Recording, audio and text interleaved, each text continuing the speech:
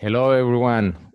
Welcome to our fireside, fireside chat with Kevin Halinnan, selling effectively in a remote world. Thanks everybody for connecting. Just as an intro to these chats, as you know, we've put together these quick fireside chats with experts in different elements of marketing, sales, etc., to try to bring together different perspectives on how to continue business development and actually businesses in general during the COVID-19 crisis. I've said it a couple of times before, we're not politicians or health experts. There's not many things we can do at the macro level, but at the micro level, we can actually help just putting together our thoughts and experiences to the benefit of our immediate communities. So that's the reason for these conversations. And today I'm very happy to have with me Kevin Halinnan, which it's a sales trainer. He is a top producer. He's a principal of Winning Inc. And has over 30 years of sales and training experience. He has done sales for all of his life. He's a frequent featured speaker at numerous business events. He has a fantastic podcast. Anyway, I'm gonna let Kevin introduce himself. Hi, Kevin. How you doing? Good morning. I'm doing great. Thanks for having me on. Where are you connecting from today? I'm in Boston. That's my home office. We work remotely most of the time in our business anyway, but I'm in my home office in Roslindale, which is a neighborhood of Boston, Massachusetts. That's fantastic. And I trust you're staying safe and that you're staying at home. Yes, almost exclusively. A couple trips to the grocery store, that sort of thing, gas. Fantastic, Kevin. Well, thank you very much for accepting to have this fireside chat with me. Thanks for having me. I'm happy to be here. Excellent, Kevin.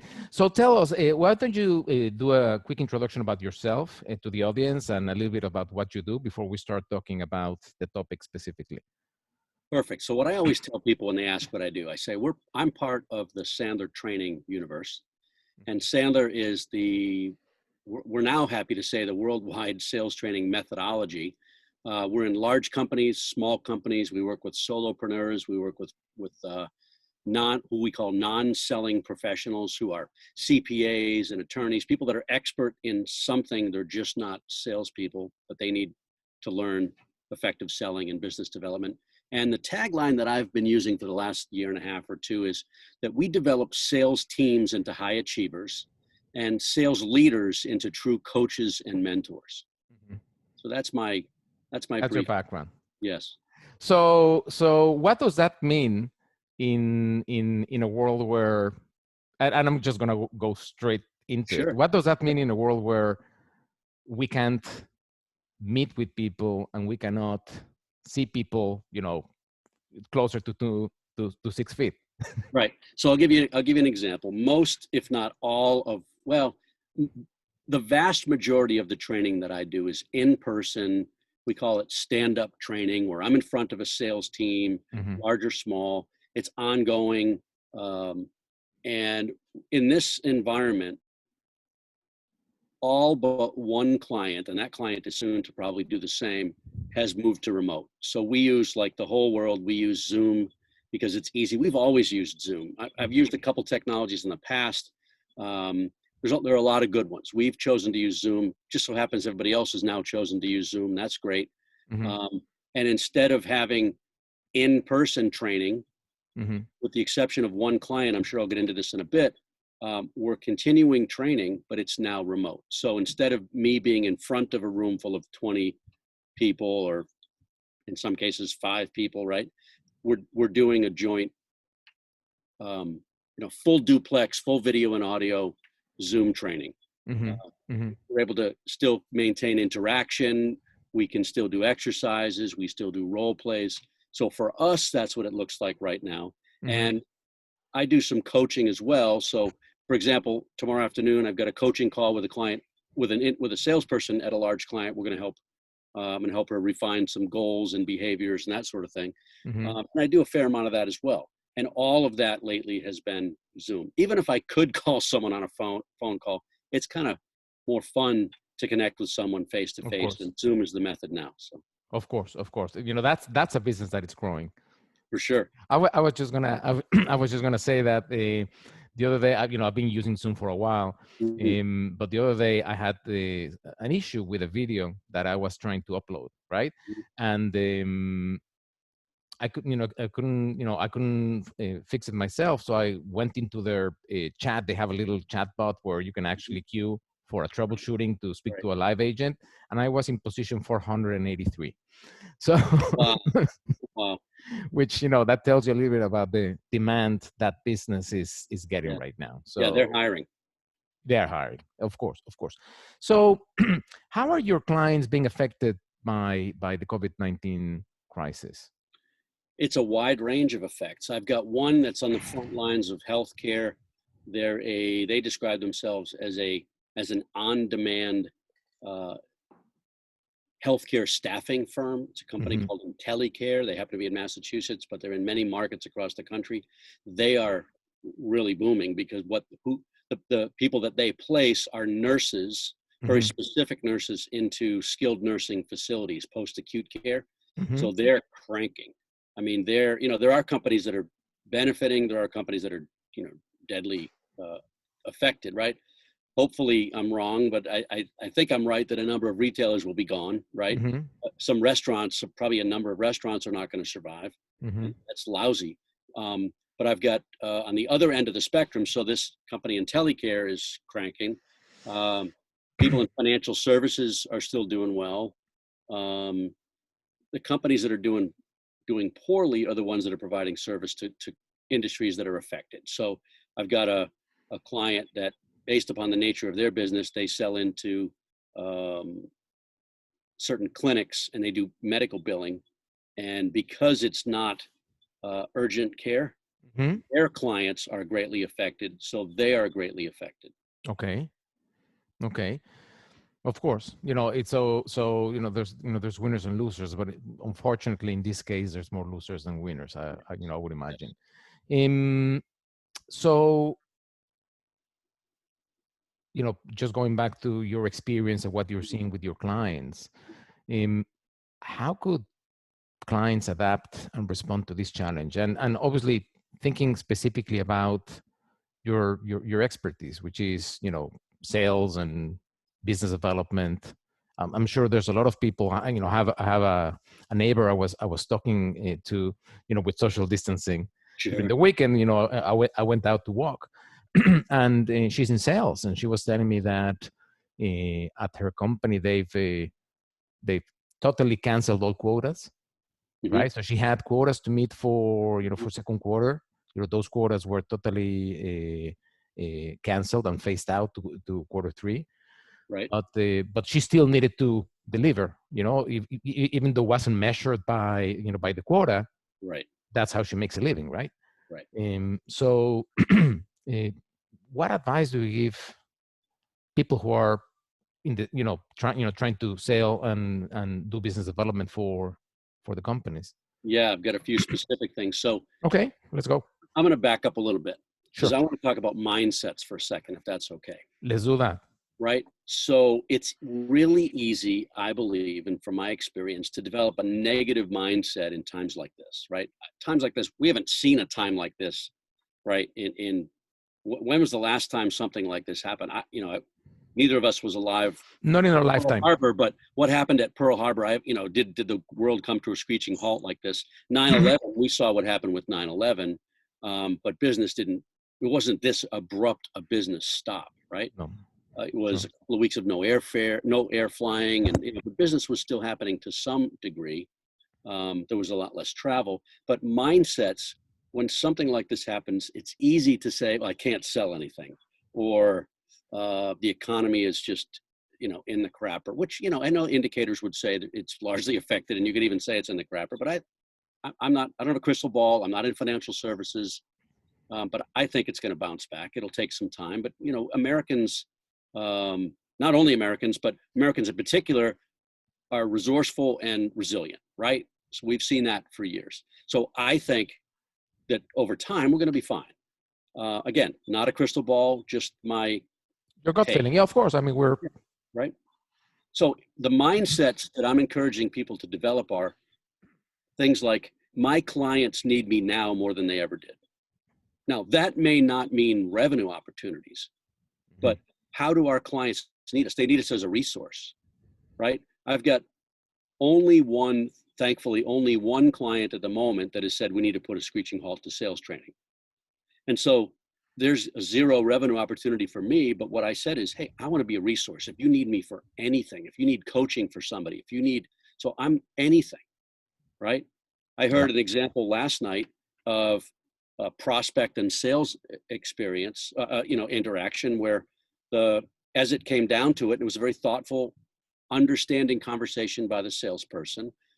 The salesperson, again, being thoughtful, said, all right, so if I'm hearing you clearly, the only reason we're not moving forward is because you don't have the revenue right now. And they said, yes, we would love to hire you right now, blah, blah, blah. And the guy said, the salesperson said, well, let's start. I mean, I'll do as much as I can right now. Let's start. And I'll worry about getting paid later. Mm-hmm. Right. So those are some of the things. That's a mindset right there. Right. And how do you change that mindset? How do you get into that positive mindset? What can you do? All right. Without sounding too esoteric, we believe in the power of affirmations. So most of my clients on a daily basis write down certain statements. It's like a 5-minute, okay, if you exercise in the morning or at night, it's really a mental exercise. Yeah. 5 minutes in the morning of writing down things like, my clients need me more now more than ever. Here's another one. I'm not a bother, I'm a resource. So, salespeople in good times can feel like a pest when we're persisting and making dials, making outreaches of emails or going to network events. I think right now we write down on a daily basis things that empower us. Yeah. Good things happen to me all the time. The economy is strong. Now, you could say, Kevin, you're an idiot. All right, fair enough. I've been called worse. But if I'm affirming myself with positive beliefs, it's going to impact my performance. There are lots of examples of that. You can just Google anytime. That's fascinating. I was my wife actually shared with me a video from this actor from Liar Liar. I forgot his name right now. Jim Carrey. Jim Carrey. Yeah. And he was talking about what the power of affirmation has done to him, right? So at some point in his career, when he wasn't being able to achieve what he wanted to achieve, somebody introduced him to the power of affirmations, and he started doing that. And one of the first things he did was he wrote a check to himself for $10 million. He put in the memo of that check for income for movies produced on blah blah blah, right? And he put it for a date. He put it for 1st of November, and the year. Yes. And he actually got a role that paid him the $10 million within a month of that date that he put on that check. Wow. And it's not about being esoteric in the sense that that's not the way I took it, right? But to me, it was the power of visualization, right? Correct. The fact of, if this is something I want to achieve and I put it out there, now that I put it out there, I have something to work again, to try to achieve that, right? It makes it real in a way. So I may have the reference wrong, so forgive me, everybody, but I believe it was Napoleon Hill that said, if you can conceive it and believe it, you can achieve it. And others like Brian Tracy and Zig Ziglar, and again, I may be misattributing that quote, so I apologize. Okay. But any of these gurus that are really good at helping people accomplish more than they could ever accomplish on their own have similar mindsets. That's interesting. So there's got to be something to it, right? To it, absolutely. Okay, so that's tip number one. So mindset. So I have a couple of very practical things. Okay. We're almost everyone is working at home remotely. So what I want to suggest to people is that you're disciplined. In other words, just like you would if you go to work, get up, get showered, get shaved. If you're a man, get cleaned up, right? Whatever you do to get ready for work, do that. I happen to be in more casual clothes today, but I've showered, I've shaved, I've eaten breakfast, Mm-hmm. fed the dog's been out, and now I'm in my workspace. I have a workspace. If you don't have a home office, designate somewhere that is a workspace. It's the Mm-hmm. same thing we would say to kids if they're going to do homework. Find that, that workspace. Yeah. So be in a workspace, be disciplined, and have hours, right? You may not work 8 to 5, 9 to 5, and you probably should, but even if you have some adjusted schedule, build in some breaks, take a lunch, and again, I've dressed more casually. I have LL Bean moccasins on today, which I wouldn't wear to work, but otherwise I'm ready to go. If you feel like you want to put on dress shoes and your work clothes to be ready, Mm-hmm. that'll help your mindset. Do that. But get up and get ready and treat it as any other work day. And then Mm-hmm. again, set a good schedule. Give yourself some breaks. I've found I've been on Zoom almost nonstop for the last 2-3 weeks, Mm-hmm. and it's tiring. So I have to get up and walk around. My normal workday is not sitting at a chair, right in front of a computer. Yeah. Although I do some of that, my normal workday is much more active. So I need to get up and walk around, Mm-hmm. stretch, take a walk. Yes, observe social distancing, but make yourself a cup of coffee. If you want to go to a drive-through and grab a cup, go do that. Try to adhere to as normal a workday as you can. Okay. Next, I would say establish goals. So you said many companies, or at least one company that you know of, and I know of others, so I'd say a good number of them are suspending revenue quotas, right? Mm-hmm. Or results quotas. What they're not suspending is behavior.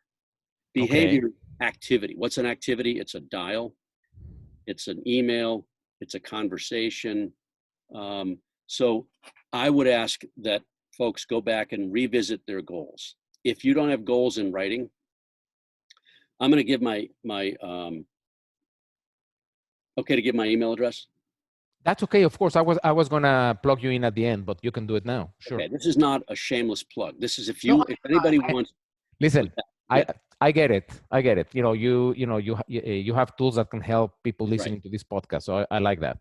Okay. So it's Kevin.Halinnan,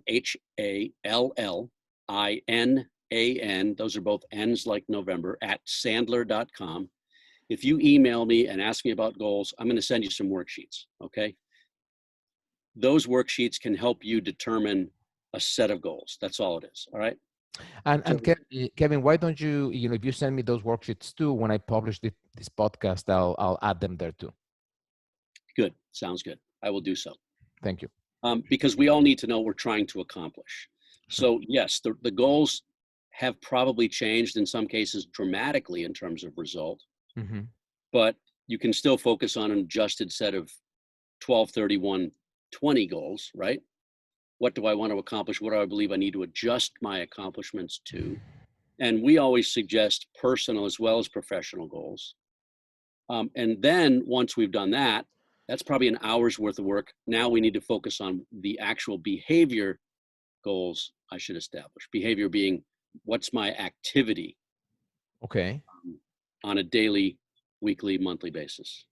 Okay. Okay. So let's just go a little bit deeper on the goal. So give us an example of how the goals could look like for somebody. So our advice is some 3-month goals, 6-month goals, and 12-month goals. Okay. So although you may not follow that exactly, that's just a guideline. Then within those, both personal and professional. A personal goal is to pay off a certain debt. Um, this is in good times, in normal times, right? Pay off a Mm-hmm. certain debt. Take flying lessons. Take the trip with the family. Goals right now might be fitness related, less financial, Mm-hmm. right? If your income is affected, then maybe your personal financial goals have been adjusted. A lot of the people I'm talking with, I'm a coordinator for Financial Peace University, which is Dave Ramsey's personal financial. Um, how would you describe it?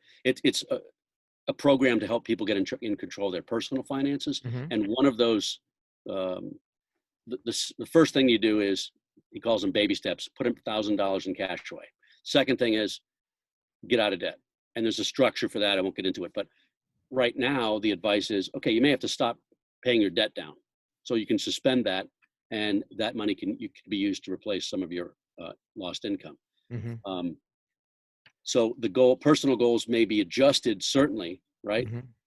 But a fitness goal is a good personal goal. Mm-hmm. How can you do that without a gym? You can get out and walk. You can do sit-ups at home. You can do push-ups at home, squats, Sure. lunges, right? All body weight stuff, even if you don't have weights at home.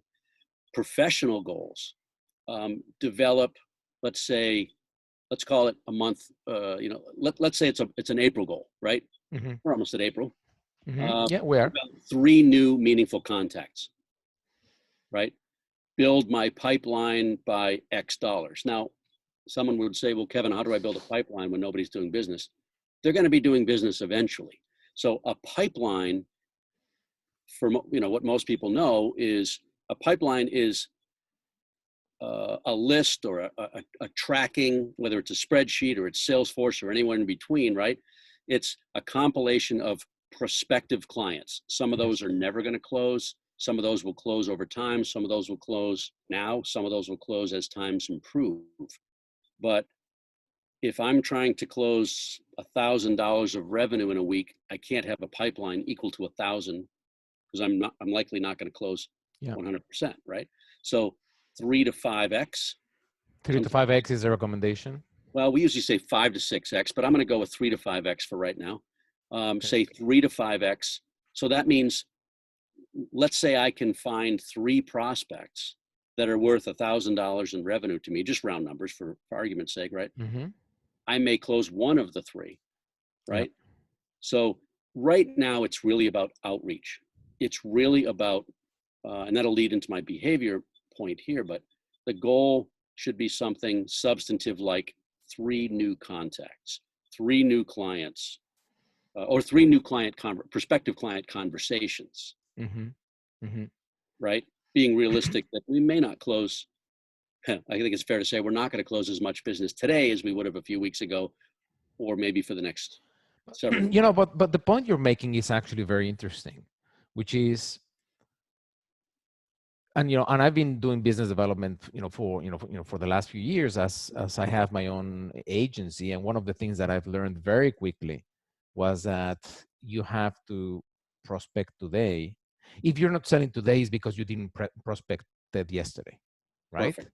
So, in a way, it's true that business might have dried up in the short term, but if you want to be ready by the time when the economy is back, Mm-hmm. this is the time to be prospecting. This is the Yes. time to be there for your clients. This is the time to be having those conversations. Because if you wait until the economy gets back, it could take you 2, 3, 4, depending on your business. Yes. It could take you, a while until you plant those seeds again and they start sprouting.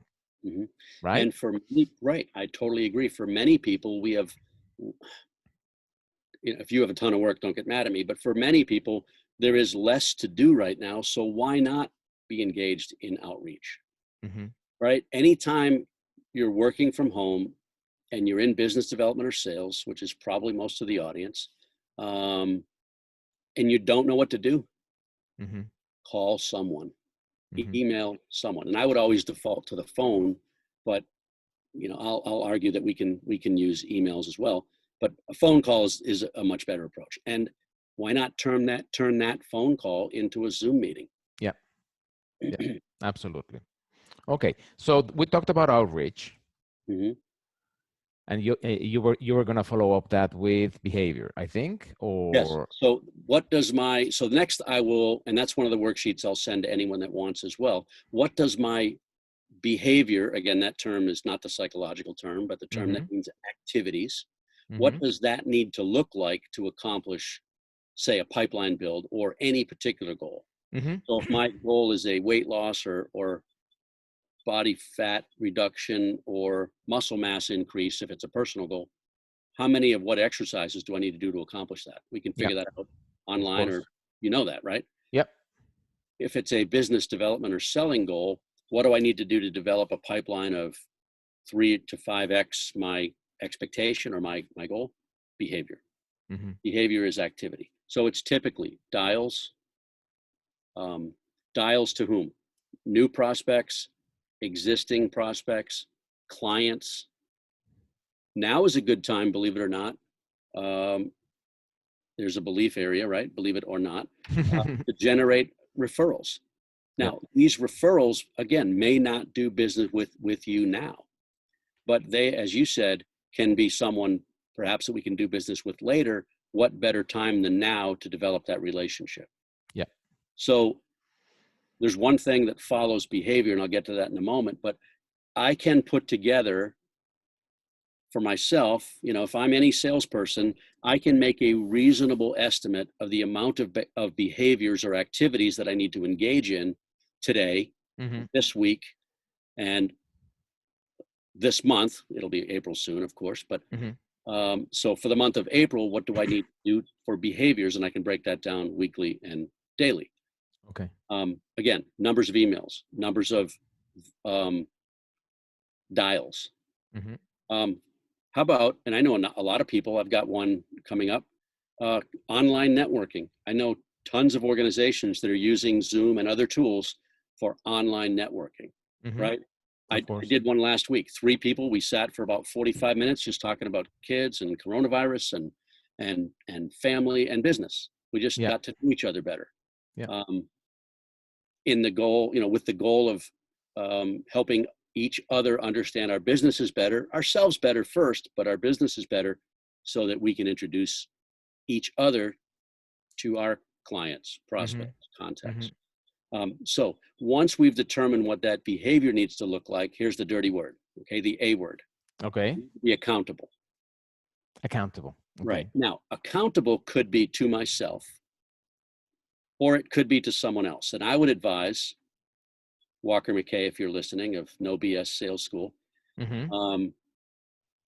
what person in my life is somebody I trust so I can share with them whatever I need to share, but also is strong enough to not put up with my excuses, to make sure if I say I'm going to do, I'll just say I'm going to do 20 outreaches today, or 10 or 5 outreaches today.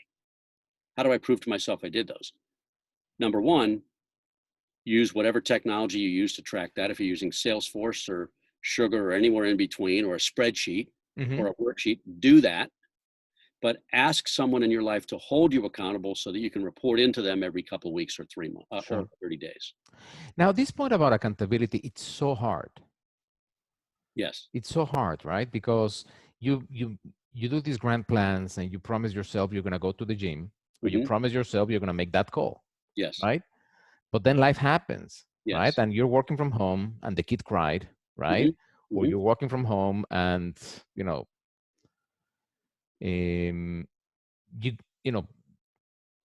just got depressed because of the situation. You just heard that, the last projection, and there's another 30 days, right? Yeah. It's so hard for some people, including myself. And I think I'm pretty good at being accountable of my actions, but you have downs. So what do you recommend for people when, they just go through that dip? Yes. Here's the other thing. And it's harder for some people depending on your personality and your style, but don't isolate. Yes, social distance, and maybe we use technology and never touch another person, for the foreseeable future, but don't isolate. Get on the phone with someone, do a Zoom meeting with someone, you Skype someone, Microsoft meeting, whatever you've got, log me in, whatever FaceTime, you like, FaceTime. Talk to people, engage with people. Don't allow yourself to isolate, because then you can spiral. And to my point, that accountability partner can be someone you speak with on a regular basis. If you want to talk to them on a weekly basis, do that. Whatever you need to do, listener, then do that. Because it's really easy to spiral into that. I don't necessarily want to say depression, but a form of it, if nothing else, is where we just listen to the news. I used to say this years ago, and I forgot until recently, but there was a doctor, a psychiatrist, who was, for his patients who were suffering from depression, he prescribed a news blackout. I remember reading the article, right?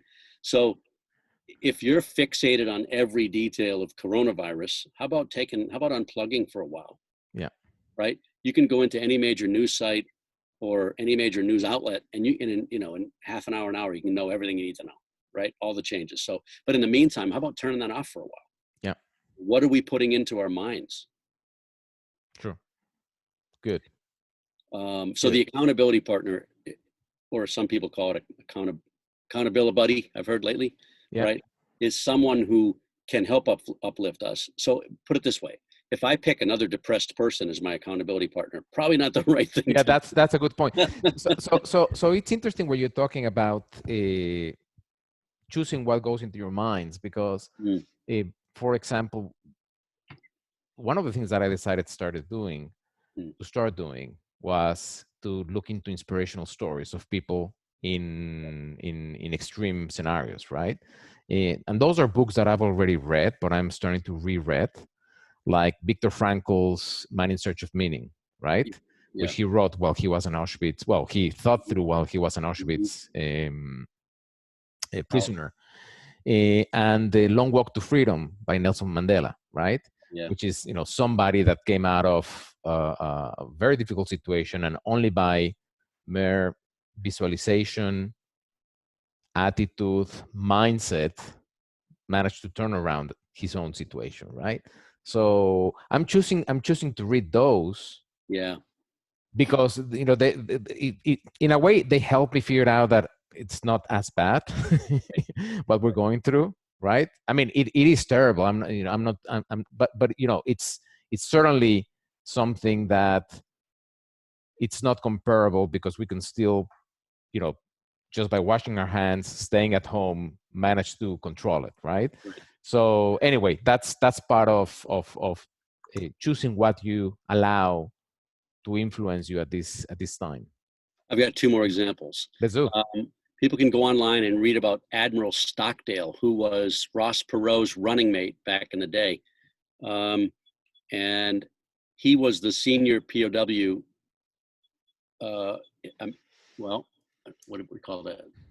They're not allies, but I'll say American. He was the senior American POW, so he was responsible for morale. And I won't go into the whole story, but look up the Stockdale paradox. It's about mindset, absolute mindset. The other example I'll give is the movie Unbroken, and I'm just looking it up right now. Oh, Louis Zamperini. Okay, it's the story of Louis Zamperini, who was taken prisoner by the Japanese in World War II. Absolute unwavering resolve in spite of being tortured miserably. Wow. Right. Another example is the late great Senator John McCain, what he went through and his persistence. So that should be a movie someday, by the way. Yeah. But the movie Unbroken, we're all binging right now. At least a lot of people are binge watching. Go watch Unbroken. It's a very powerful story. Okay. Excellent. Next. All right. So now we get into some nitty gritty, right? The prospecting. What should it look like? It's different right now. We are, the Sandler methodology never preaches the hard sell. So always never the hard sell. I know I just mixed two superlatives there, but never the hard sell. Especially right now, let's just see what help we can be. So in reaching out to a prospective client, if there's an opportunity for revenue, certainly close that opportunity. But if there's not, let's just look for conversations. As we said, let's look to build a pipeline where we can close business, 2-3 weeks, 2-3 months down the road. So be understanding also is, if someone is, if their business has been hurt tremendously, then you're probably not going to do business with them today, but be understanding. How can you help someone in the short term that will come back to you later, right? How can you help someone in the short term now that will help them later and position you to be that resource? So the nitty gritty is, yes, make the dials and look for revenue opportunities where they exist, but more than that, position yourself as being helpful. Now's a good time to call every client as well. How can you be helpful? That's a good point. And when talking to every client and trying to be understanding, right? Hmm. Any advice on how to handle, let's say, clients that are, going through this process of thinking through, they have to start cutting costs, they have to they have to figure out how to continue paying payroll or paying the rent, Hmm. and obviously, if you're not an essential element of their business, if Hmm. you're more of an investment, they're going to start putting you into that column, right? I So, agree. how to handle that in a way that you're being understanding, right? So you understand their perspective, and you understand, where that comes from. How do you handle that conversation, and Yeah, and that's a and great. what options do you have? So you and I are on, we're on the front end, right? Yeah. Marketing from your perspective, selling from my perspective. And I know you sell, but the service that you deliver Hmm. uh, are all about lead gen if you put it into a big bucket, Yeah. right? And I'm all about, if I put myself in a big bucket, selling. Yep. So there's a mindset there, right? Historically, when economies soften, what do people pull back? Sales and marketing. Hmm. What should they never pull back? Sales and Sales and marketing, marketing. Yeah. right? So you and I are preaching to the choir. We get that. So I think what we have to do is help people understand, as you described a few minutes ago, it's going to be another 2-3 week ramp up, 2-3 month ramp up if I'm waiting to prospect until things change, Hmm. right? Yep. It's the same with marketing. So it may not be, the same budget, but it should not be zero. Hmm. So we need to help people understand that mindset. And again, from a perspective of being a trusted advisor would not say, okay, I'll accept your decision. A trusted advisor should say, do you mind, if I could use a little technique here for a second, do you mind if I challenge you a little bit? Hmm. And I don't know of anyone that would say, yes, I mind, Hmm. right? And then ask some questions. For example, would it make sense that you don't want to be completely off of your client's radar right now, Hmm. right? So would you be open, for example, Mr. and Mrs. Customer, Mr. and Ms. Mrs. Customer, would you be open to my helping you maintain some visibility? It may not be the same program we've been doing, but if you don't mind my hard fought year, many year earned expertise, my advice to you would be, it would not be prudent to completely stop marketing. Yeah. Or it would not be prudent to lay off your sales team. Now, I don't know of anyone that's laying off a sales team, right? But Yeah.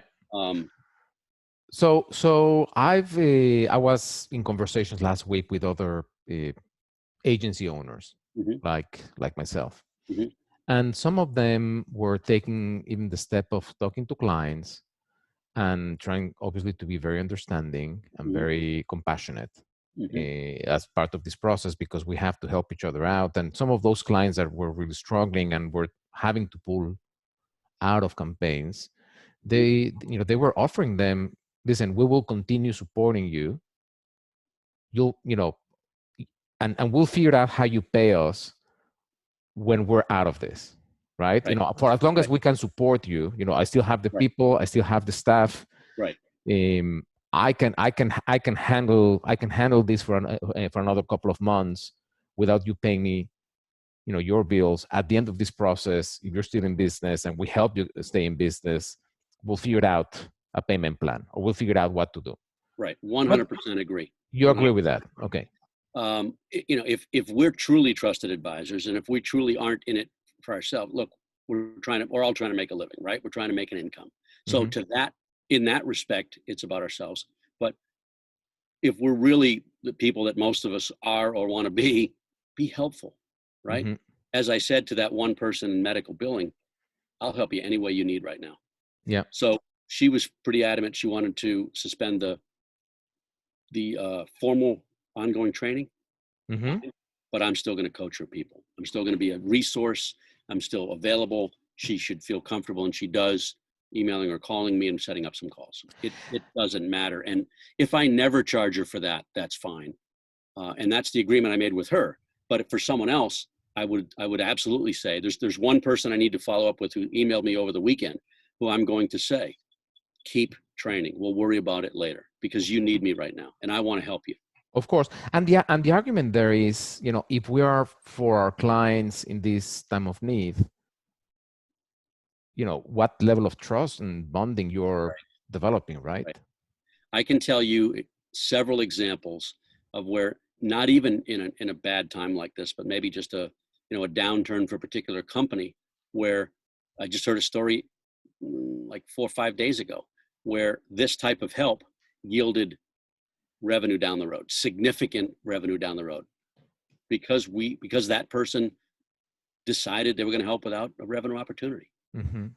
Mm-hmm. Fantastic. Okay, next step.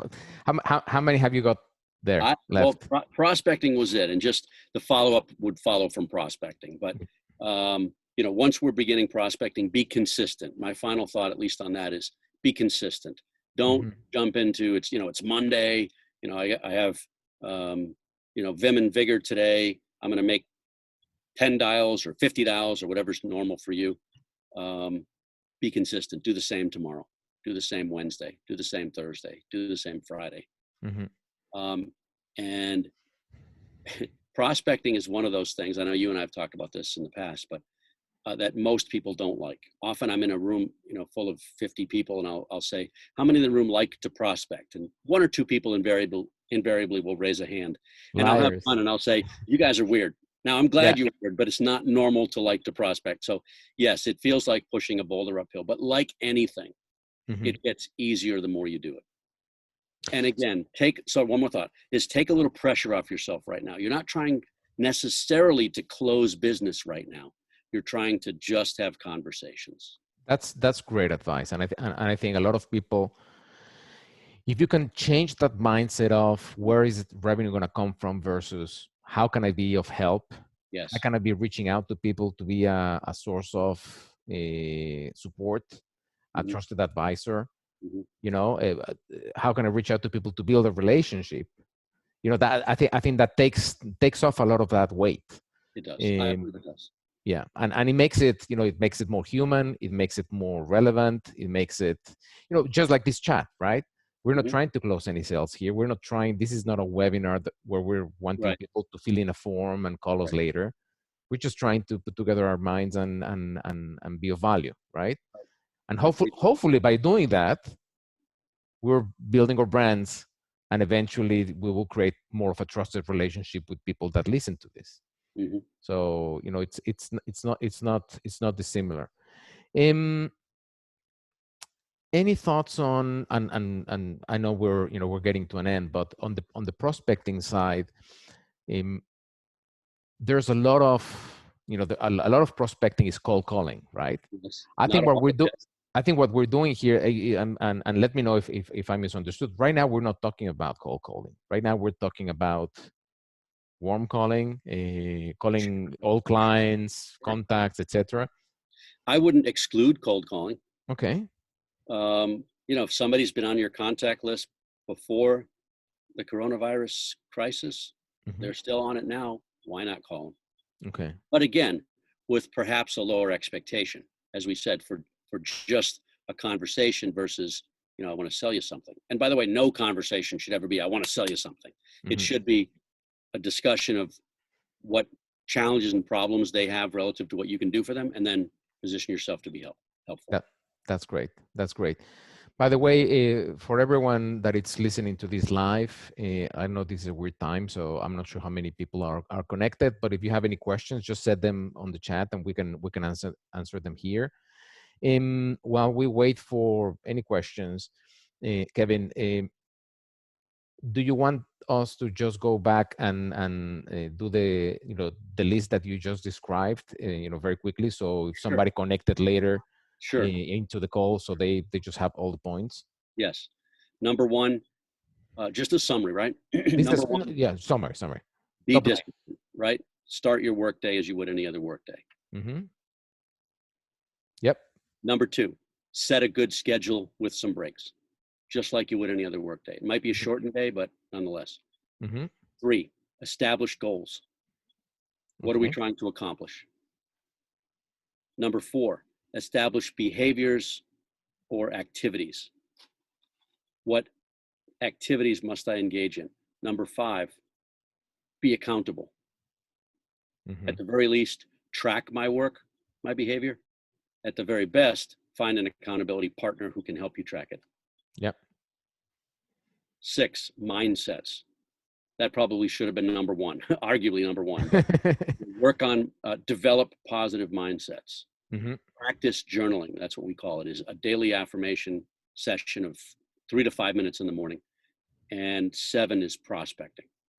And prospecting, by the way, that's just do the work, but that could be communicating to existing clients. Okay. Loosely under the prospecting category, but nonetheless, reach out to existing clients, find out what help we could be. Excellent. Very good, Kevin. This is really, really helpful and very, very timely advice.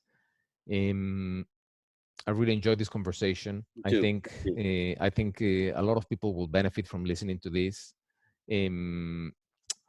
I will be recording this and publishing it and sharing it with you. I hope a lot of people go through this, because all of these behaviors and all of these activities that you described are going to be helpful regardless of what industry you are, what size of business you are, if you're a solopreneur, if you're a large company.